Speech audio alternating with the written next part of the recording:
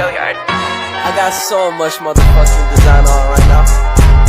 Break it down, bring it back, make it clap. I got 3 old thoughts, new block, where that thing. Bitches on my line, and you know. Assalamualaikum warahmatullahi wabarakatuh. Baik, di sini saya akan menjelaskan sedikit materi tentang problematika di pesantren. Makna problematika.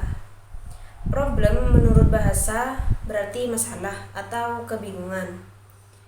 Artinya juga ada masalah, yaitu ketidakpastian. Adapun masalah pendidikan mengacu pada permasalahan yang dihadapi oleh dunia pendidikan, khususnya di Indonesia. Yang kedua, metode pengajaran pondok pesantren. Pondok pesantren tradisional atau pondok pesantren salaf masih tetap mempertahankan pengajaran kitab-kitab klasikal sebagai inti pendidikan. Metode pembelajaran tradisional meliputi yang pertama metode Sorogan, yakni metode pengajaran dengan cara menghadap guru seorang demi seseorang dengan membawa kitab yang akan dipelajarinya. Yang kedua, metode weton atau bandongan, di mana para santri mengikuti pelajaran dengan duduk di sekeliling kiai yang menerangkan pelajaran secara kuliah. Santri menyimak kitab-kitab dan membuat catatan padanya.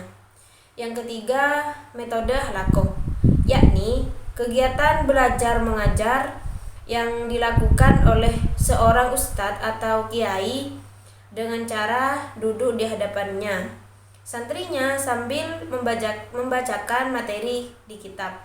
Para santri yang mengikuti pembelajaran ini duduk dalam bentuk setengah lingkaran dan bersaf-saf.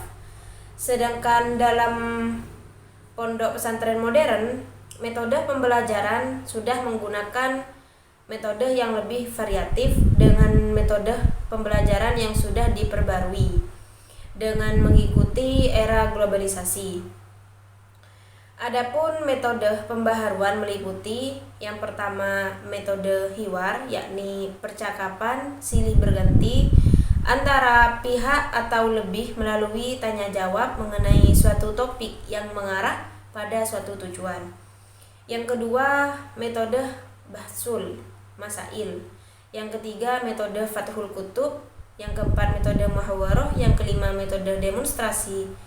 Dan yang terakhir, solusi dari problematika pendidikan pesantren di era globalisasi.